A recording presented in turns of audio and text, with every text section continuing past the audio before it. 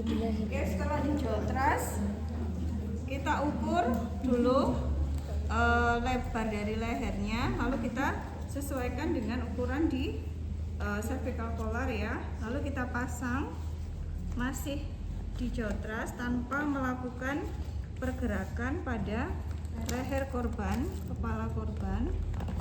Lalu kita strap. Oke, berikutnya kita cek airway, kita dengarkan apakah ada suara nafas tambahan.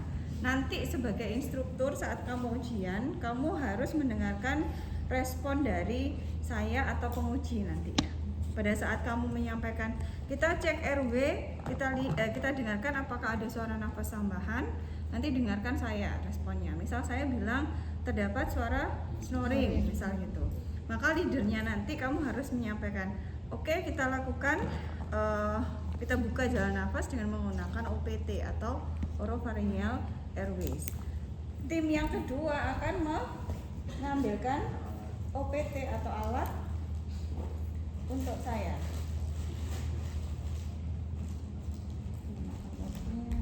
Nah, oke ya. Nanti tim saya akan memberikan OPT. Siapa yang memasang yang bagian atas? Jadi nanti dipasang oleh yang ada di sini. Ya. Jadi yang ada di atas ini dia bertugas untuk memberikan tata laksana di airway sama breathing. Jadi fokusnya hanya di A sama B. Misal sudah dipasang nih, lalu kita cek B. Kita lihat apakah ada pergerakan dinding dada. Nanti kamu dengarkan respon dari saya selaku penguji. Nanti saya akan menyampaikan ada pergerakan dinding dada. Berapakah RR-nya? Bagaimana kualitas RR? Jadi tanyakan kuantitas dan kualitas dari respiratory rate-nya. Saya akan menjawab RR 33 kali per menit, cepat dan dangkal. Itu sebagai kualitas. Sebagai leader saya akan memutuskan mau pakai oksigenasi yang mana.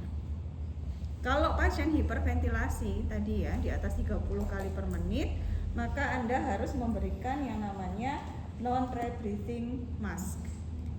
Siapa yang masang? Yang atas. Ya. Terus misal ada case lagi.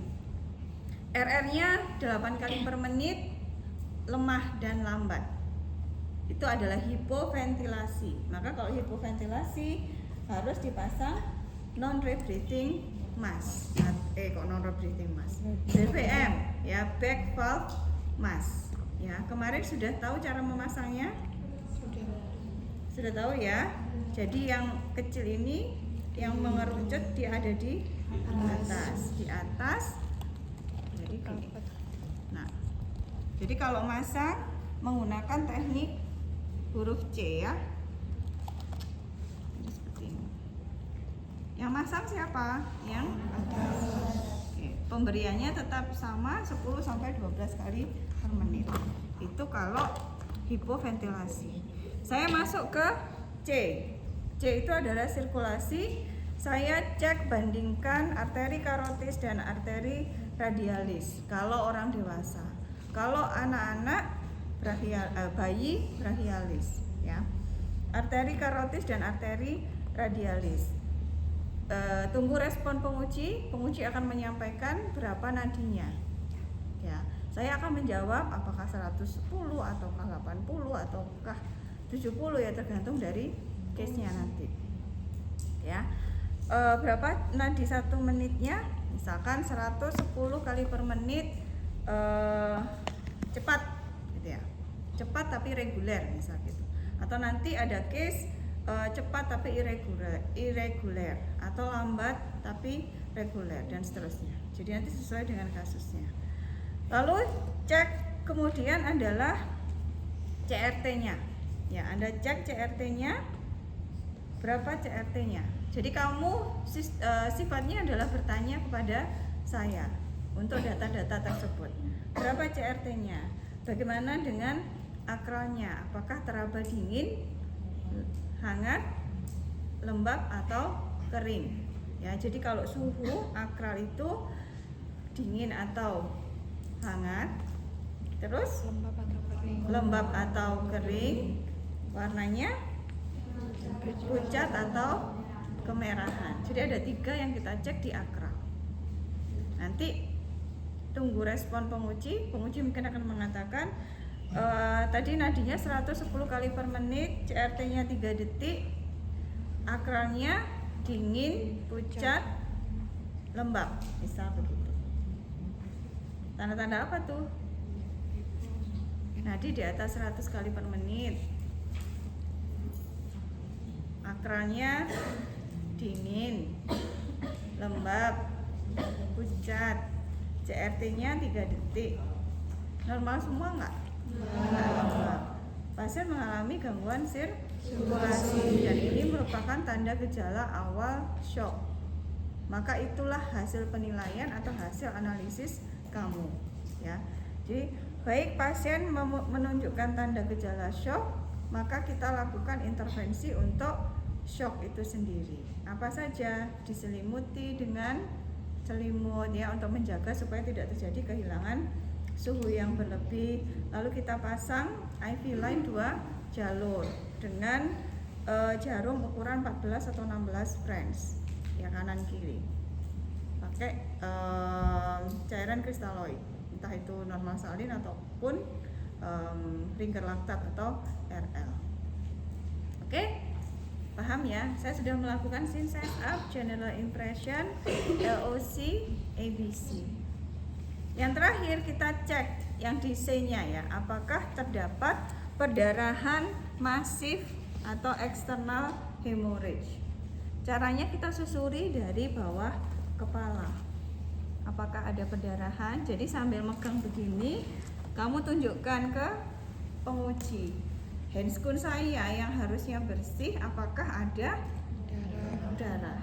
Ya, jadi nanti saya akan memberikan respon, misal belakang kepala negatif, bahu negatif, torak negatif, abdomen negatif atau positif, gitu ya. Jadi kamu susuri sampai bagian ekstremitas bawah, sambil kamu konfirmasi ke penguji apakah ada perdarahan masif. Nanti saya akan bilang misalkan terdapat laserasi minimal di ekstremitas sebelah kiri. Ya sudah, kalau laserasi minimal cukup, nggak usah diapa-apain karena dia bukan life threatening condition, bukan kondisi yang mengancam nyawa. Ya. Tapi pasien ini menunjukkan ada tanda gejala shock, ya kan? Artinya kemungkinan ada kondisi mengancam nyawa yang tidak muncul pada pemeriksaan primary survey-nya, ABC-nya nggak muncul. Maksudnya lokasi di mana sih yang memungkinkan pasien ini mengalami kondisi mengancam nyawa, itu kan tidak tampak pada saat pemeriksaan ABC. Yang kita lihat hanya ada sign and symptom-nya saja. Tapi di mana lokasi area tubuh yang kita curigai dia mengalami life threatening situation itu tidak muncul. Gitu ya. Nah, setelah ABC selesai baru kita putuskan pasien ini kategori load and go atau tidak. Load and go itu yang bagaimana? Yang pasien ini harus segera dievakuasi ke rumah sakit, langsung dibawa ke ambulans, langsung dinaikkan ke long spine board atau scoop stretcher. Oke. Kalau menurut Anda, kalau melihat dari tanda gejalanya, pasien masuk kategori load and go atau tidak? Iya. Iya. Apa alasannya? Karena shock. Diurut dari awal. Anda bukaan ya materi ITLS saya. Di situ ada kategori load and go itu yang bagaimana? Penurunan kesadaran, ada gangguan di RW, gangguan B, gangguan C. Dan pasien ini muncul semua. Maka pasien ini masuk kategori load and go. Langsung Anda lakukan lock roll untuk dinaikkan ke atas ambulans. Spine boardnya taruh di sini, terus diletakkan lagi, kita bawa ke atas ambulans. Di ambulans kita melakukan lanjutan pemeriksaan tadi. Ya, apa yang kita lakukan tadi? Fokus exam atau rapid trauma survey? Kalau tadi nggak tahu, RPD. rapid trauma survey. Kalau tahu, Rapid fokus. kalau tahu kronologis, fokus exam. Kalau kronologisnya seperti yang tadi saya sampaikan, Anda memfokuskan ke area mana? Tadi itu dada. Tadi apa tadi? Ditabrak dari arah sebelah Kanan. ya. Habis itu orangnya terpelanting, Tengkurap. tertelungkup dada terlebih dahulu. Maka Dada. Fokus dada. nah, ya, bisa kepala maupun dada.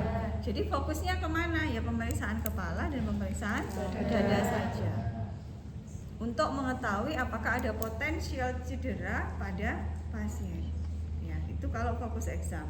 Kalau rapid trauma survey di mana kita tidak tahu kronologis kejadiannya, maka kita lakukan pemeriksaan head to toe, ya, mulai dari kepala sampai nanti di back posterior. Saya mulai dari kepala, ya. Yang di kepala Anda lihat inspeksi dan palpasi. Jadi semua pemeriksaan itu inspeksi, palpasi kecuali yang dada. Dada ini ada 2 tambahan yaitu auskultasi dan perkusi. Ingat-ingat, saya ulangi ya. Semua pemeriksaan by system itu inspeksi dan palpasi kecuali daerah toraks. Itu tambahannya auskultasi dan atau perkusi. Karena ada pasien yang butuh perkusi, ada yang tidak butuh perkusi. Ya, jadi nanti Anda harus aware kapan saya mau melakukan perkusi, kapan saya tidak melakukan perkusi. Jadi jangan melakukan auskultasi di kepala ya. Kemarin ada yang ujian, baik kita auskultasi bagian kepala. Mau dengerin apa? Mau dengerin suara otak ya. Nah itu tidak tahu saking groginya atau saking tidak belajarnya gitu ya. Oke ya, saya ulangi, yang di bagian kepala kita inspeksi. Yang diinspeksi apa? Di situ apa? Apakah ada? Ayo apa dibaca? Kalau mau yang lengkap, kita inspeksi apakah ada deformity, kontusio, abrasi, penetrasi, burn, laserasi, dan swelling. Itu kalau mau yang lengkap di CAP BLS ya. Di CAP BLS ya. Nanti kamu akan menyampaikan, baik Bu, kita inspeksi apakah ada deformity, kontusio, abrasi, penetrasi, burn, laserasi, dan swelling. Saya nanti yang akan menyebutkan pasiennya ini mengalami apa. Misal saya akan bilang terdapat hematoma di temporal dextra, ya, atau saya akan bilang terdapat laserasi sepanjang 3 cm di temporal sinistra misal. Nah, itu adalah hasil pemeriksaan kamu. Lalu kita lakukan palpasi untuk mengetahui apa? Kalau mau lengkap, mengetahui tenderness, instability, dan crepitasi. Kalau mau lengkap ya, kalau enggak ya cuman di palpasi saja ya, untuk mengetahui adanya deformity, instability, dan crepitasi. Mempalpasinya di area mana? Karena di kepala itu full tulang, maka ya kita susuri mulai dari occipital, parietal, temporal, frontal, supraorbital, infraorbital, nasal, zygomatikus, dan mandibular. Oke ya. Ojo guyu rek diapalno iku. Iya. Ya, harus bisa itu ya. Karena kan itu kan bagian anatomis tulang ya. Kita mengetahui deformitas itu apa? Adanya perubahan bentuk yang tidak anatomis. Bukan normal tidak normal, tapi tidak anatomis. Jadi kamu acuannya adalah posisi yang anatomis ya. Deformity. Crepitasi apa crepitasi? Crepitasi itu kalau ada tulang yang patah, pada saat kita palpasi dia akan bergesekan dan menimbulkan suara kretek-kretek. Ditulis, dicatat, dihafalno. Ya, jangan lupa. Crepitasi. Jadi tenderness itu adalah nyeri tekan, ya. Crepitasi dan instability. Instability itu ketidakstabilan dari tulang. Ya, itu untuk palpasi. Kepala sudah, saya masuk ke bagian leher. Saya membuka cervical collar, penolong yang ada di awal, di atas, melakukan jaw thrust. Jadi pada saat saya membuka cervical collar untuk ngecek bagian leher, penolong yang di atas melakukan jaw thrust untuk stabilisasi lehernya. Kita lihat juga ya, lihat dua hal kalau yang ITLS itu melihat posisi trachea dan melihat apakah ada JVD. Ya. Trachea itu normalnya ada di tengah midline. Cara ngeceknya adalah seperti ini. Jadi seperti ini letakkan di tengah. Nah, kalau midline dia akan posisi seperti ini. Tapi ada kemungkinan pasien deviasi tracheanya itu ke kanan atau ke kiri, tergantung traumanya di mana. Ya. Jadi kamu harus belajar nanti di trauma kardio kan sudah ya? Nah, kalau ada deviasi trachea pada pasien dengan apa? Trauma dada wakeh, sebutkan satu yang spesifik kepada deviasi trachea. Terus baca mana? Itu ya. Apa Dik? No tension pneumothoraks ya. Tension pneumothoraks itu gejala khasnya adalah deviasi trachea. Kalau deviasi tracheanya ke sinistra, maka tensionnya yang mana? Dextra. Iya, dextra. Bayangkan, kalau deviasinya ke kiri, ke sinistra, maka tensionnya di mana? Dextra. Jadi dia kontralateral, gitu ya. Kalau deviasinya ke dextra, maka tensionnya ada di sebelah sinistra. Ya. Lalu yang kedua adalah JVD atau jugular venous distension. Kamu cek vena jugularisnya, ya, dicek, caranya ditekan begini terus dibuka begini. Jadi di samping begini ya. Jadi ditekan terus di apa no itu? Bahasa diregangkan, ya, diregangkan. Kalau ternyata di vena jugularisnya dia langsung mengalami undulasi, membesar lagi, maka itu JVD positif. Pada trauma torak yang mana? JVD positif pada Belces. So Belces. Kok dibaca mana ya? Biar bisa nanti. Oke ya, itu adalah yang leher. Lalu saya masuk ke bagian dada, gunting baju pasien. Gunting dibuka ya.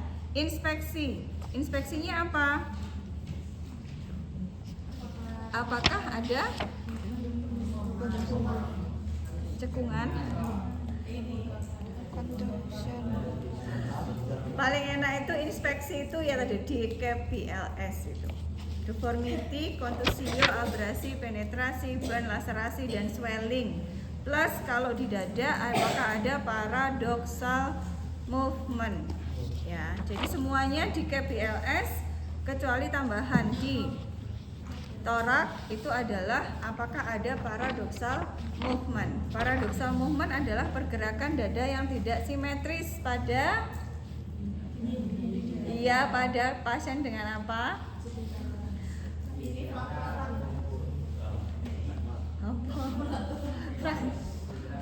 Apa Dik? Flare chest. Apa flare chest le? Iya, kabeh trauma dada. Apa?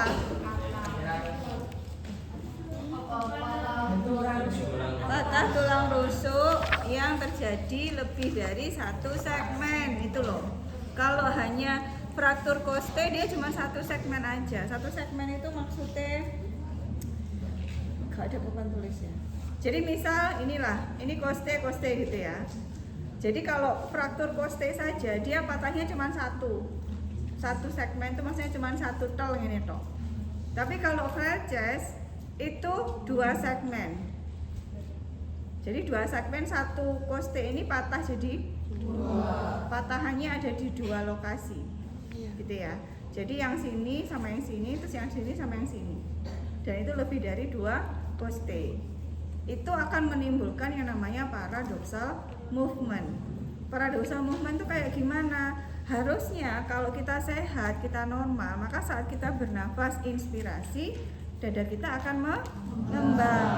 Nah, pada area yang dia mengalami flail chest, ini misal tulang sternum.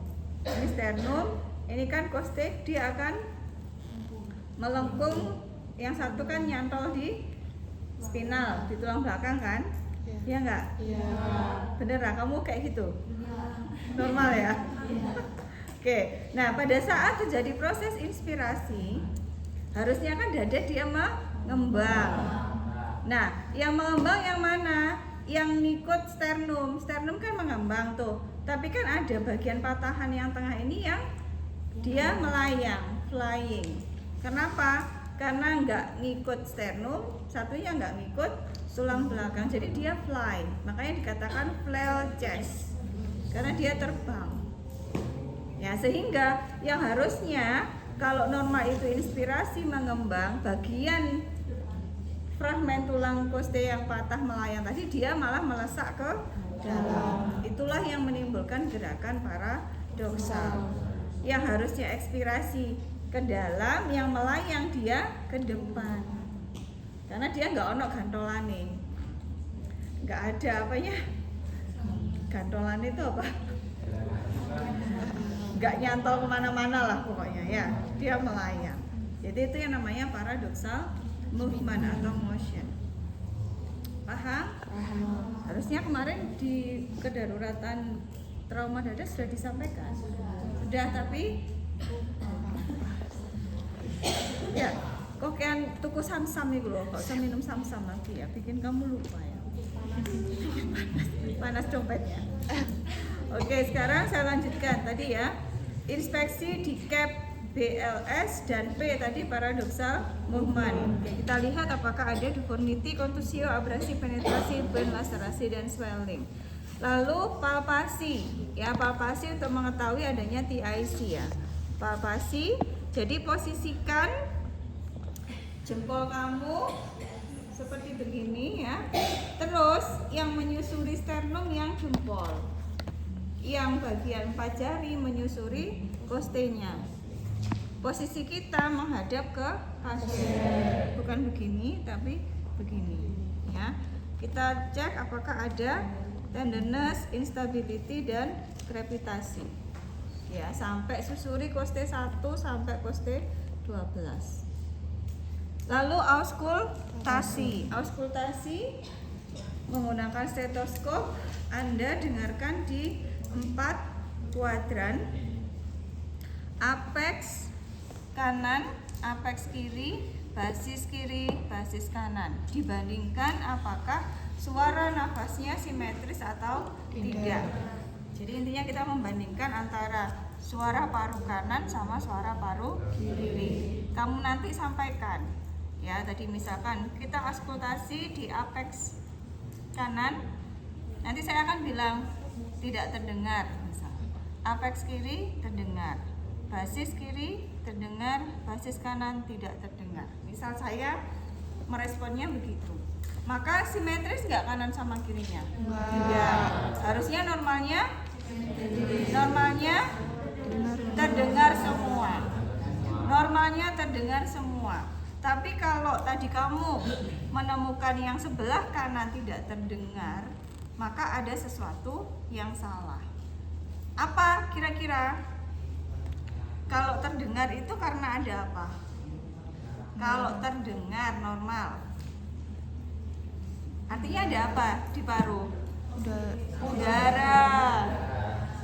Ada udara kan? Ya. Nah kalau nggak terdengar, ono udaranya ndak? Ada.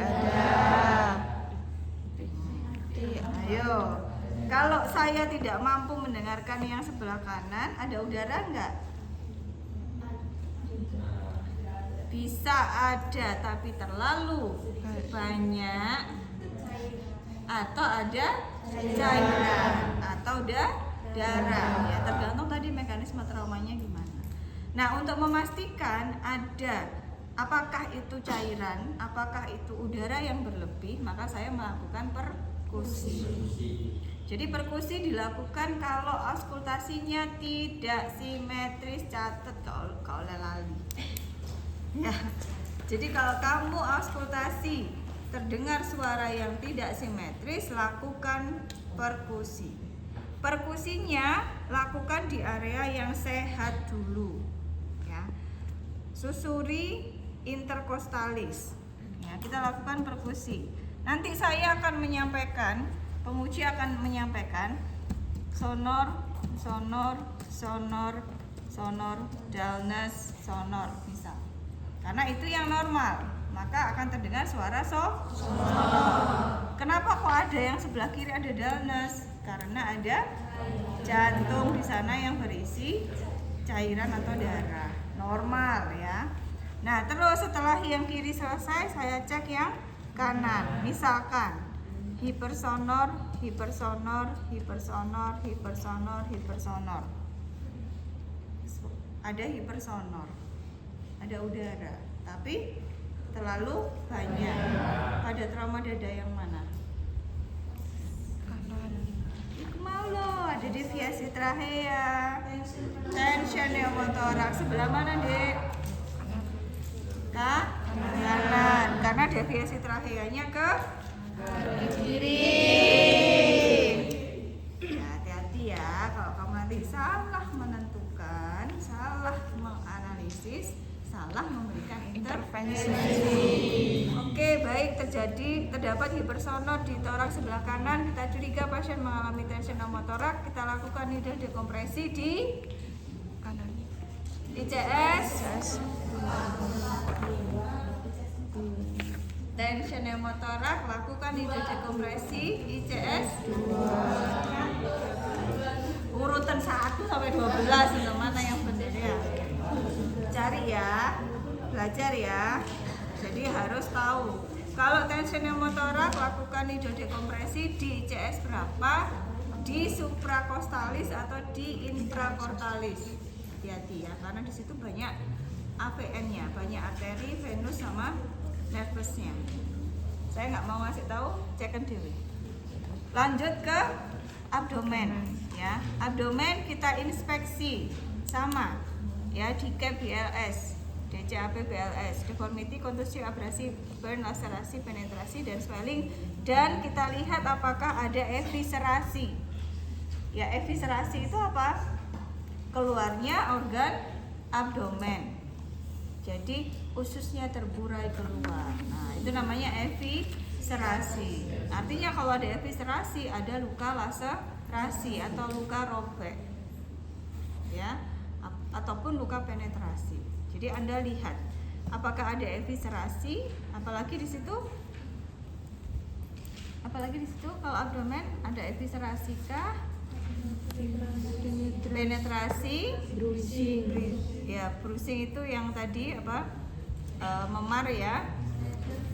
Distension itu kita lakukan palpasi. Jadi kalau yang inspeksi tadi di KBLS, apakah ada eviscerasi ya? Apakah ada penetrasi?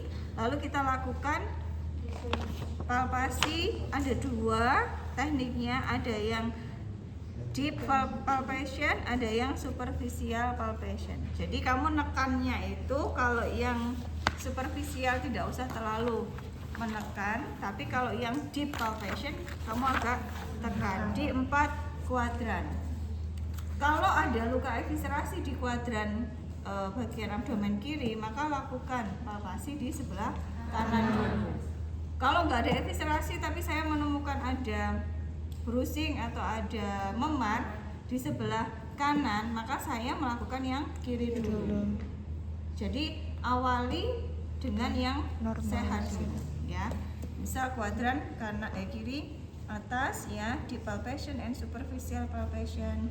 Kuadran kiri bawah deep palpation, superficial palpation, dan kuadran kanan bawah sama kuadran kanan atas. Itu lakukan sambil menyampaikan, tunggu respon penguji.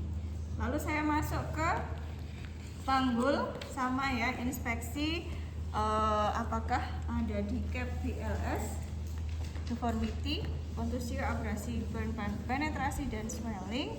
Lalu kita lakukan palpasi.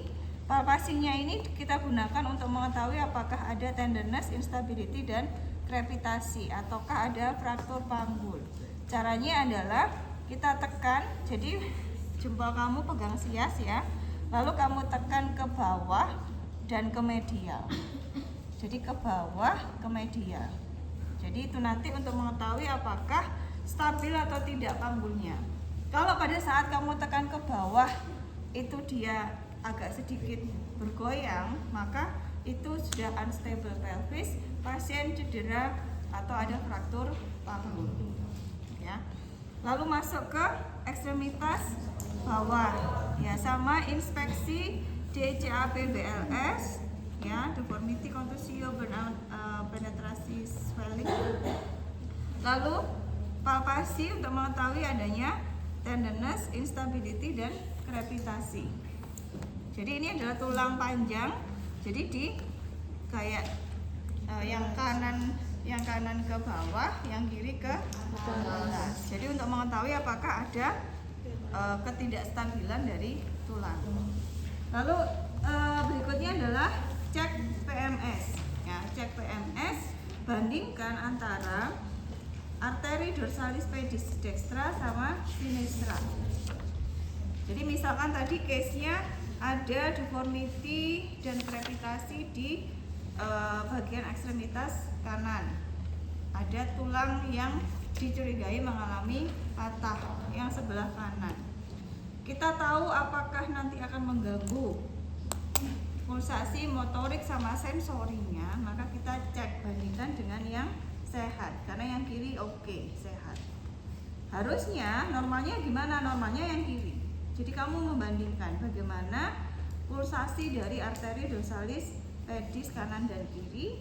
Lalu motorik juga sama. Motorik kita bisa minta korban untuk mendorong tangan saya kalau pasien sadar.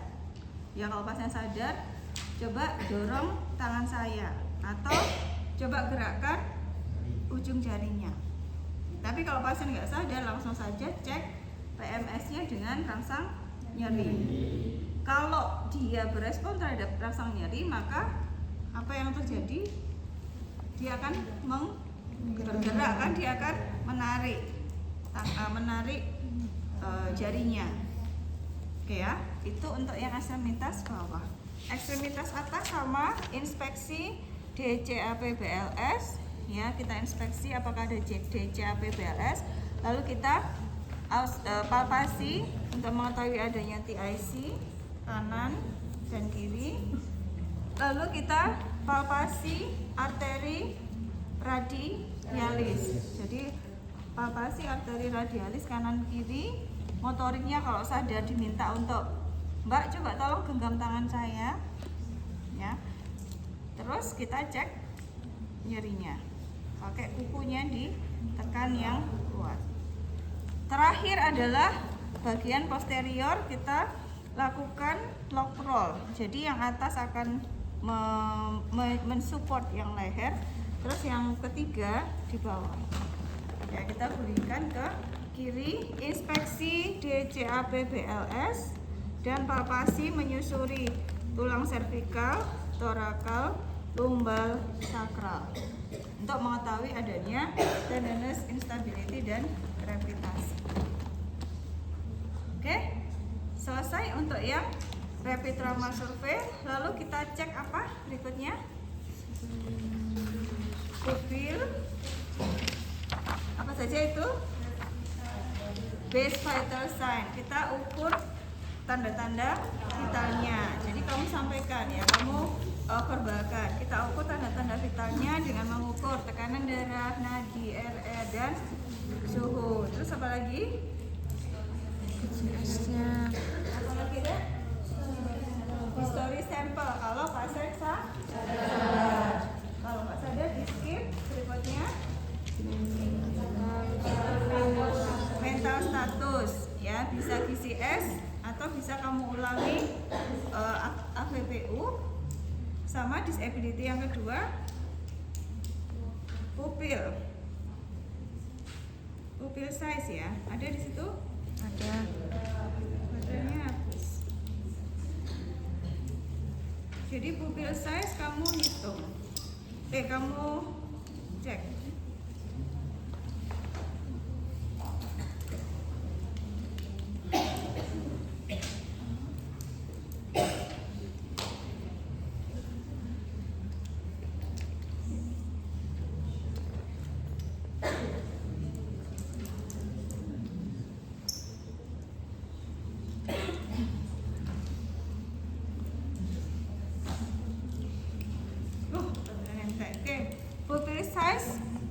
ya, apakah ada perla atau reaction of light-nya dari samping kiri, dari lateral ke medial, dilihat apakah dia bereaksi terhadap cahaya. Kalau bereaksi, dia pupilnya akan kecil. Terus diukur ukuran dari pupilnya, sama atau enggak diameter kiri sama diameter sebelah kanan. Normalnya isokor atau sama, kalau nggak normal namanya anisokor. Ya. Terus berikutnya apa lagi? Cek apa? Motor. Apa aja? Ya, jadi itu maksudnya spinal motor restriction itu kamu ikat dengan strap. Ya, kita ikat dengan strap. Sudah selesai, terus baru kita laporkan menggunakan MIS kemarin. Mechanism of injury. S-nya apa? Sign and symptom. T-nya adalah treatment. Jadi kamu laporkan nanti ya. Sebagai leader kamu sampaikan, halo, saya Indah, saya leader tim 119. Saya membawa satu orang korban perempuan usia sekitar 20-an tahun dengan yang dicurigai mengalami tension pneumothorax.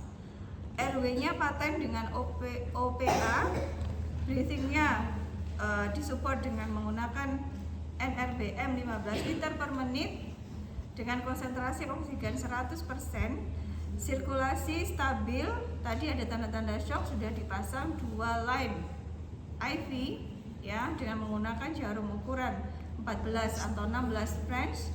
Pemeriksaan di rapid trauma survey ditemukan tanda-tanda tension pneumothorax, sudah dilakukan hidrodekompresi pada ICS lalalala dan lalalala.